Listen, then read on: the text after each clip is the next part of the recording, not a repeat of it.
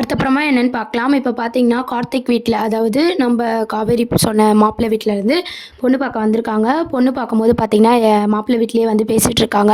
அப்பவே ஒரு கேள்வி கேட்குறாங்க. எல்லாருமே வந்து பொண்ணு வாசல் வரைக்கும் வருவாங்க. ஆனா, இங்க கல்யாண பொண்ணே பார்த்தீங்கன்னா, வாசல் வரைக்கும் வந்து எங்கள கூப்பிடுது. ஆச்சரியமா இருக்கு அப்படின்னு சொல்லிட்டு, நீங்கலாம் ஏன் எதுவுமே பேச மாட்றீங்க அப்படின்னு சொல்லி கேட்குறாங்க. உடனே காவேரி வந்து சமாளிக்கிறாங்க. எனக்கு இந்த மாரி நல்ல சம்மந்தம் வர்றது வந்து எங்க வீட்டு ஆளுங்களுக்கு நான் திடீர்னு தான் சொன்னேனா, அதனால ஷாக்ல இருக்காங்க அப்படின்னு சொல்லிட்டு, அதுக்கப்புறம் பார்த்தீங்கன்னா, வந்த கார்த்திக்கோட அப்பா, அம்மா வந்து பேசிட்டு இருக்காங்க. ஃபேமிலிய பத்தி சொல்லிட்டு, எப்போ நம்ம நிச்சயதார்த்தம் பண்ணிக்கலாம், எப்போ கல்யாணம் வச்சுக்கலாம் அப்படின்ற மாரி கேட்குறாங்க. உடனே காவேரி அம்மா பார்த்தீங்கன்னா, காவேரிய பார்த்து முறைச்சுக்கிட்டே எந்த பதிலும் சொல்லாம அப்படியே பார்த்துட்டு இருக்காங்க. உடனே காவேரி வந்து, "நீங்களே ஒரு டேட் பாருங்க. எங்க அம்மாக்கு எது பார்த்தாலும் ஓகே தான் எங்களுக்கு" அப்படின்ற மாரி சொல்லிட்டு இருக்காங்க. அதுக்கப்புறம் பார்த்தீங்கன்னா, கார்த்திக் அவங்க அப்பா, அம்மா எல்லாருமே வந்து நல்லா பேசிட்டு அங்கேருந்து கிளம்புறாங்க. போகும்போது பார்த்தீங்கன்னா, "நாங்க ஒரு சீக்கிரமா வந்து கல்யாணத்துக்கு நாள் பார்த்து சொல்றோம். அடுத்த முகூர்த்தத்திலே கல்யாணத்த வச்சுப்போம்" அப்படின்னு சொல்லிட்டு கிளம்புறாங்க. நம்ப கார்த்திக்கும் பார்த்தீங்கன்னா, நம்ப காவேரி கிட்ட சொல்றாரு. "போயிட்டு வரேன் காவேரி" அப்படின்னு சொல்லிட்டு, அப்புறம் வந்து அவங்கள வழி அனுப்ப காவேரி போறாங்க. இங்க அதுக்குள்ள எல்லாரும் என்ன நெனைக்கிறாங்கன்னா, இதெல்லாம் மாப்பிள்ளை தம்பி பார்த்துச்சுன்னா எவ்வளோ கஷ்டப்படும் விஜய் தம்பி, அவர் மனசு. இவன்லாம் தெரியாம இதெல்லாம் பண்ணிட்டுருக்கா. இதெல்லாம் எவ்வளோ பெரிய தப்பு. எப்படி தான் நம்மலாம் இத சமாளிக்க போறோம் அப்படின்னு சொல்லிட்டு சாரதாம்மா வந்து புலம்ப ஆரம்பிக்கிறாங்க. கரெக்ட்டா பார்த்தீங்கன்னா, காவேரி வந்து அவங்கள வழி அனுப்பிட்டு கோவமா வராங்க. "என்னம்மா நீ உண்மையா தான் என்ன பெத்தியா?" அப்படின்னு சொல்லி கேட்குறாங்க. "என்ன எதுக்கு இப்படிலாம் பேசிட்டு இருக்க?" அப்படின்னு சொல்லி சாரதாம்மா கேட்குறாங்க. பின்ன மாப்பிள்ளை வீட்ல வராங்க, இதெல்லாம் பேசுறாங்க. ஒரு பேச்சுக்காவது எதனா ஒண்ணு சொல்லணும் அப்படின்னு உங்களுக்கு தோணலல்ல? நான் நல்லா இருக்கணும்னு உங்க யாருக்குமே நெனப்பு இல்லல்ல? அப்படின்ற மாரி காவேரி கேட்குறாங்க. உடனே சாரதாம்மா வந்து அப்படியே அமைதியா இருக்காங்க. எல்லாமே அந்த ஆளுக்காக தானே பண்றீங்க. யாரோ ஒருத்தனுக்காக தானே பண்றீங்க அப்படின்னு சொல்லி காவேரி வந்து கோவப்படுறாங்க. உடனே சாரதாம்மா போதும் நிறுத்து. நான் வாய தொறந்திருப்பேன். நான் தொறந்தா எதனா பிரச்சனை வரும் தான் நான் தொறக்கல. நான் அமைதியா இருந்ததே உன் நல்லதுக்குன்னு நெனச்சுக்கோ அப்படின்ற மாரி சொல்றாங்க. நீ அப்ப இந்த கல்யாணத்துக்கு ஒத்துக்க மாட்டியா? அப்படின்னு சொல்லி காவேரி கேட்குறாங்க. உன் இஷ்டத்துக்கு எல்லாத்தையும் பண்ணு. நான் என்ன பண்றது? அப்படின்னு சொல்லி சாரதாம்மா சொல்லிட்டு போயிடுறாங்க. என் வாழ்க்கையில உனக்கு கொஞ்சம் கூட ஒரு இதுவே இல்லம்மா. நீ சந்தோஷமே படல. நான் நல்லா இருக்கணும்னு நீ நினைக்கவே இல்ல. அம்மா தான் அப்படி இருக்காங்கன்னு பார்த்தா, அக்கா நீங்களும் அப்படிதான் இருக்கீங்க. நிவினும் அப்படிதான் இருக்காரு. எல்லாரும் அப்படிதான் இருக்கீங்கல்ல. எல்லாம் அந்த விஜய்க்கு தான் சப்போர்ட் பண்றீங்களா? அப்படின்னு சொல்லி காவேரி கோவப்படுறாங்க. உடனே சாரதாம்மா எல்லாரும் என்ன கேட்குறாங்கன்னா, அப்ப ஏன் அம்முக்கு அம்மாவா இருந்த? அம்மாவா இருந்தா அவ மனசுல எதுக்கு ஆசையா வளர்த்த? அது குழந்தை தானே அப்படின்ற மாரி சாரதாம்மா கேட்குறாங்க. உடனே வந்து நான் அம்மாவா இருந்தேன்னா, அது ஒரு பெர்ஃபார்மன்ஸ் அவ்வளோதானே தவிர, அதுக்காக அவங்க அப்பாவ கல்யாணம் பண்ணிக்கணும்னு எனக்கு ஒண்ணும் தலையெழுத்து இல்ல. எனக்கு பிடிக்காத வாழ்க்கையில நான் எப்படி வாழ முடியும் அப்படின்னு சொல்லிட்டு காவேரி வந்து ஆர்குமெண்ட் பண்றாங்க. உன்கிட்ட பேசி ஏதோ புரிய வைக்க முடியாது அப்படின்ற மாதிரி சாரதாம்மா கேட்குறாங்க. எல்லாரும் சந்தோஷமா இருங்க. அடுத்த முகூர்த்தத்துல நான் கல்யாணம் ஆகி போயிட்ட பிறகு எல்லாருமே சந்தோஷமா இருங்க என்ன அனுப்பிட்டேன்னு சொல்லி காவேரியும் கோவமா போயிடுறாங்க. இந்த நடந்த விஷயத்தெல்லாம் நிவின் வந்து நம்ம விஜயை பார்த்து பேசுறாரு. இந்த அளவுக்கு போயிடுச்சு விஷயம் அப்படின்ற மாதிரி பேசும்போது விஜய்க்கு இதை கேட்கும் போதே பார்த்தீங்கன்னா ரொம்பவே கஷ்டமா இருக்கு. காவேரி வந்து என் மேலே இருக்க கோவத்தில் இந்த அளவுக்கு போயிருக்காள் அப்படின்ற மாதிரி விஜய் வந்து யோசிக்கிறாரு. உடனே நிவின் வந்து விஜயை சமாதானப்படுத்துகிறாங்க. நிச்சயம் ஆகட்டும், கல்யாணமே முகூர்த்தம் எல்லாமே குறிக்கிட்டோம். ஆனால் மாப்பிள்ளை நீங்கள் தான் அப்படின்ற மாதிரி ஆல்ரெடி நிவின் பார்த்தீங்கன்னா இன்றைக்கி எபிசோட்லேயே சொல்லியிருப்பார் இல்லையா, அதை தான் திருப்பியும் சொல்கிறாங்க. ஸோ வந்து விஜய் என்ன சொல்கிறாருன்னா, வேண்டாம் காவேரி இஷ்டப்படியே விட்டுருங்க, காவேரியை கம்பல் பண்ணி எதுவும் பண்ண வேண்டாம் அப்படின்ற மாதிரி விஜய் சொல்கிறாரு. இதுக்கப்புறம் காவேரி வாழ்க்கையில் நான் நடுவில் வரத்துக்கு விரும்பலை அப்படின்ற மாதிரி சொல்கிறாரு. உடனே நிவின் வந்து எல்லாத்தையும் நாங்கள் பார்த்துக்குறோம் விஜய் அப்படின்ற மாதிரி சொல்கிறாங்க. இல்ல எனக்கு நம்பிக்கை இல்ல. எப்போ காவேரி இந்த அளவுக்கு ஸ்ட்ராங்கா இருக்காளோ, எனக்கு காவேரியோட பிடிவாதத்த பத்தி தெரியும். அதனால இத இப்படியே விட்டுறது தான் நல்லது.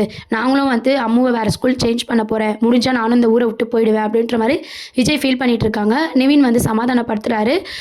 இல்ல இதுக்கு மேல என்ன யாரும் கட்டாயப்படுத்த வேணாம் அப்படின்ற மாரியும், இதுக்கப்புறம் நீங்களும் இது சம்மந்தமா என்கிட்ட பேச வேணாம் அப்படின்னு சொல்லி நிவின் கிட்ட விஜய் வந்து சொல்லிடுறாரு.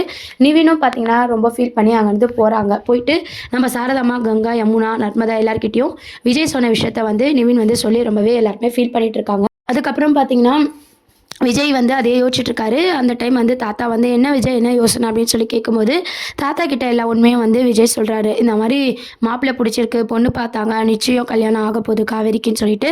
உடனே தாத்தா வந்து எதுக்கு காவேரி இப்படிலாம் அவசரப்படுறா, நான் வேணா இன்னொரு வாட்டி பேசி பார்க்கவான்னு சொல்லி கேட்குறாரு. இல்லை தாத்தா பேசுறது வேஸ்ட்டு, நான் எல்லா விதத்திலும் ட்ரை பண்ணிட்டேன், அவள் இஷ்டப்படி விடுங்க, அவளை யாரோ கம்பல் பண்ண வேணாம், நானும் அம்மாவும் வந்து இதுக்கப்புறம் வேறு ஸ்கூல் மாற்றலான்னு இருக்கேன், முடிஞ்சால் நம்ம இந்த ஊரை விட்டு கூட போயிடலாம் அப்படின்ற மாதிரி விஜய் வந்து ஃபீல் பண்ணுறாரு. என்ன விஜய் நீ இப்படிலாம் பேசிகிட்டு இருக்க அப்படின்ற மாதிரி தாத்தா கேட்குறாங்க. இல்லை எனக்கு நம்பிக்கை இல்லை அப்படின்ற மாதிரி விஜய் சொல்கிறாரு. அதுக்கப்புறம் வந்து இந்த விஷயத்தெல்லாம் கேட்ட ராதாவும் பார்த்தீங்கன்னா, அவனும் என்ன தான் பண்ணுவான், எவ்வளோ தான் பேசுவான், கொஞ்சம் கூட அவள் புரிஞ்சிக்க மாட்றா அப்படின்னு சொல்லி காவேரி தேடிட்டு இருக்காங்க. இதெல்லாம் பார்த்து அம்மு வந்து இதெல்லாம் கேட்டு ரொம்பவே ஃபீல் பண்ணுறாங்க. அதுக்கப்புறம் விஜய் கிட்ட போய் நான் காவேரி மிஸ்ஸை பார்க்கணும், நான் ஸ்கூலுக்கு கிளம்பட்டுமா அப்படின்ற மாதிரி அம்மு வந்து கேட்குறாங்க. விஜய் வந்து கோவப்படுறாரு. எத்தனை வாட்டி தான் உனக்கு நான் சொல்கிறது, இனிமேல் உனக்கு அப்பா மட்டும்தான், இனிமேல் நீ காவேரி மிஸ்ஸை பார்க்கக்கூடாது, நீ வேறு ஸ்கூலில் தான் படிக்கணும் அப்படின்னு சொல்லி விஜய் கோவமாக பேசினதும் அம்மு பார்த்திங்கன்னா அழுதுகிட்டே போகிறாங்க. விஜயம் வந்து நம்ம காவேரியும் கோவப்பட்டு திட்டுறோம், குழந்தையும் திட்டுறோம், இதெல்லாம் கொஞ்ச நாளைக்கு தான், சீக்கிரம் இங்கேருந்து போயிடணும்னு சொல்லி யோசிச்சுக்கிட்டே ஃபீல் பண்ணிக்கிட்டே அவர் ரூமுக்கு போகிறாரு. அங்கே காவேரி வந்து வேறு கல்யாணம் பண்ணிக்க போகிறத நினச்சி ரொம்பவே ஃபீல் பண்ணி அந்த ஃபோட்டோஸ்லாம் எடுத்து பார்க்குறாரு. அவருக்கு கல்யாணம் நடந்த ஃபோட்டோஸு, காவேரியை பற்றி பழைய நினைவுகள் எல்லாம் நினச்சி பார்த்து அழுதுகிட்டே ஃபீல் பண்ணிட்டு இருக்காரு. இதெல்லாம் ஒரு பக்கம் பார்த்திங்கன்னா அம்மு பார்த்துக்கிறாங்க. அப்பா எதுக்கு ஃபீல் பண்ணுறாங்க, அந்த ஃபோட்டோவில் அம்மா கண்டிப்பாக இருப்பாங்க, நம்ம அந்த ஃபோட்டோவை பார்க்கணும்னு சொல்லிட்டு விஜய் வந்து குளிக்க போகும்போது பார்த்திங்கன்னா கரெக்டாக அம்மு வந்து அந்த ஃபோட்டோஸ் எடுக்க ட்ரை பண்ணுறாங்க. அந்த ஃபோட்டோஸ் எடுக்க ட்ரை பண்ணும்போது அம்முக்கு எட்டலை. கரெக்டாக விஜயும் அதை பார்த்துறாரு. என்ன அம்மு உனக்கு என்ன இங்கே வேலை அப்படின்னு சொல்லி கேட்கும்போது, இல்லை நான் இல்லைப்பா நீ எதுவும் ஃபீல் பண்ணிட்டு இருந்த, அதான் நான் தெரிஞ்சுக்கலான்னு பார்த்தேன் அப்படின்ற மாதிரி சொல்கிறாங்க. இதெல்லாம் நீ பார்க்கக்கூடாதுன்னு நான் சொல்லியிருக்கேன்னு சொல்லி அம்மு மேலே கோவப்படுறாரு. அம்மா அழுதுகிட்டே அங்கே வந்து போயிடுறாங்க. அப்புறம் பார்த்திங்கன்னா தாத்தா வராரு. குழந்தைகிட்ட இப்படிலாம் நீ கோவப்படாத விஜய், அவள் யார்கிட்ட சொல்லுவா அப்படின்ற மாதிரி சொல்லும்போது, நான் அம்மாவோட நல்லதுக்கு தான் தாத்தா இப்படிலாம் சொல்கிறேன், எல்லாமே நம்ம கஷ்டம், காவேரிக்கு ஒரு பக்கம் கஷ்டம், எனக்கும் கஷ்டம், அம்முக்கும் கஷ்டம், நம்ம இங்கேருந்து போயிடலாம் அப்படின்ற மாதிரி விஜய் வந்து ஒரு முடிவு எடுத்திருக்காரு. இந்த முடிவை நிவின் கிட்ட சொல்கிறாரு. நாங்கள் ஊரை விட்டு போகிறோம் அப்படின்னு சொல்லிட்டு, குழந்தைக்கும் டிசி வாங்குகிறோம் அப்படின்னு சொல்லிட்டு. நிவின் வந்து இல்லைங்க கொஞ்சம் பொறுமையாக இருங்க, நம்ம எல்லாம் பேசிக்கலாம் அப்படின்ற மாதிரி சொல்கிறாரு. இல்லை இதுக்கப்புறம் என் குழந்தை கஷ்டப்படுறதை என்னால் பார்க்க முடியாது அப்படின்ற மாதிரி அவரோட முடிவை சொல்லிடுறாரு. அதுக்கப்புறம் சாரதாம்மா கங்கா எல்லாரும் என்ன யோசிக்கிறாங்கன்னா, காவேரிக்கு எவ்வளோ சொன்னாலுமே புரிய மாட்டுது, நம்ம மாப்பிள்ளை கிட்ட பேசி பார்க்கலாமா, அவள் பார்த்த மாப்பிள்ளை கிட்டேயே ஆல்ரெடி காவேரிக்கு கல்யாணம் ஆகிடுச்சு, ஹஸ்பண்ட் இருக்காங்க, குழந்தை இருக்குன்னு நம்ம சொன்னால் அவர் புரிஞ்சுப்பார்ல அப்படின்ற மாதிரி யோசிக்கிறாங்க. நம்ம ஏற்கனவே பார்த்தீங்கன்னா காவேரியை வாயாடின்னு சொல்லி வச்சுருக்கோம், இப்போ நம்ம இதை போய் சொன்னால் அவங்களாம் நம்புவாங்களா, இதுவும் போய் தானே நினைப்பாங்க அப்படின்னு சொல்லி சாரதாம்மா கேட்குறாங்க. அதுவும் கரெக்டு தான், ஆனால் பேசுகிற விதத்தில் பேசணும், டைம் பார்த்து பேசணும், ஏன்னா அவர் காவேரி கிட்ட சொல்லிட்டா இன்னும் பிரச்சனை ஆகிடும் அப்படின்ற மாதிரி நிவின் சொல்கிறாரு. கரெக்டான டைம் வரும்போது நம்ம பேசிக்கலாம் அப்படின்ற மாதிரி டிசைட் பண்ணுறாங்க. இந்த சைட் பார்த்தீங்கன்னா விஜய் வந்து ஊரை விட்டு போகணும் அப்படின்ற மாதிரி அவர் யோசிச்சு வச்சிருக்காரு. இப்போ சீரியல் எப்படி கொண்டு போவாங்க அப்படின்னு பார்த்தீங்கன்னா, காவேரி கல்யாணம் வரைக்கும் கொண்டு போகிறாங்க. கொண்டு போயிட்டு கடைசியில் பார்த்தீங்கன்னா உண்மை தெரிஞ்சு மாப்பிள்ளையை இது பண்ணுற மாதிரியும் இல்லை மாப்பிள்ளையை கடத்துவாங்களா அப்படின்றது தெரியல. கடைசி டைமில் மாப்பிள்ளை இல்லை அப்படின்னும் போது விஜய் தான் மாப்பிள்ளையாக கொண்டு வருவாங்க. இந்த மாதிரியான ஒரு ட்ராக் மூமெண்ட் தான் அடுத்த ப்ரோமோவாக கொண்டு வரதுக்கு நிறைய சான்சஸ் இருக்குது. ஏன்னா இதுக்கப்புறம் 1000 எபிசோட் கண்டிப்பாக இருக்குன்னு சொல்லி அப்டேட் வந்திருக்கு இல்லையா. ஸோ அதை பேஸ் பண்ணும்போது நம்ம விஜய் காவேரி கல்யாணம் கண்டிப்பாக நடக்கும். கல்யாணத்துக்கு அப்புறம் நம்ம விஜய் எப்படி காவேரி புரிஞ்சுக்க போகிறாங்க, அப்படி தான் நிறைய எபிசோட்ஸை வந்து கொண்டு போகிறாங்க. ஸோ அந்த விஜய் மாப்பிள்ளை எப்படி வரப்போகிறாரு, மாப்பிள்ளை என்ன ஆக போகிறாரு, அந்த ஒரு சஸ்பென்ஸோட தான் வந்து சீரியலை வந்து கொண்டு போகிறாங்க. ஸோ நம்ம ரம்யா கேரக்டரை வந்து க்ளோஸ் பண்ணியிருக்காங்க. இப்போ விஜய்க்கு பார்த்துருக்காங்க இல்லையா ஒரு பொண்ணு, அந்த கேரக்டர் அப்படியே க்ளோஸ் பண்ணிவிட்டு காவேரிக்கு பார்த்துருக்க மாப்பிள்ளை மூலமாக தான் வந்து சீரியல் நகருக்குள்ளே கொண்டு போகிறாங்க. ஸோ இந்த என்கேஜ்மெண்ட்டு கல்யாணம் எல்லாம் கொண்டு போய் கடைசியில் தான் நம்ம மாப்பிள்ளையை காணோம் அப்படின்னும் போது விஜய் மாப்பிள்ளையாக வந்து கொண்டு வர போகிறாங்க. அதுக்கப்புறம் கோவமாக தான் வந்து அந்த வாழ்க்கையை வந்து காவேரி தொடங்க போகிறாங்க. கொஞ்சம் கொஞ்சமாக விஜய் புரிஞ்சுக்கிற மாதிரி ஒரு சீன்ஸை தான் வந்து தொடர்ந்து எபிசோடாக வந்து கொண்டு வர போகிறாங்க. அப்படி கொண்டு வந்தால் தான் 1000 எபிசோட் வந்து ரீச் பண்ண முடியும். ஸோ என்ன பண்ண போகிறாங்கன்னு சொல்லி வெயிட் பண்ணி பார்ப்போம். இதுதான் அடுத்த அப்கமிங் ப்ரோமோவாக இருக்குது. இதை பற்றி உங்கள் கருத்துக்களை கமெண்ட் செக்ஷன் சொல்லி சேனலை சப்ஸ்கிரைப் பண்ணுங்கள். தேங்க்யூ.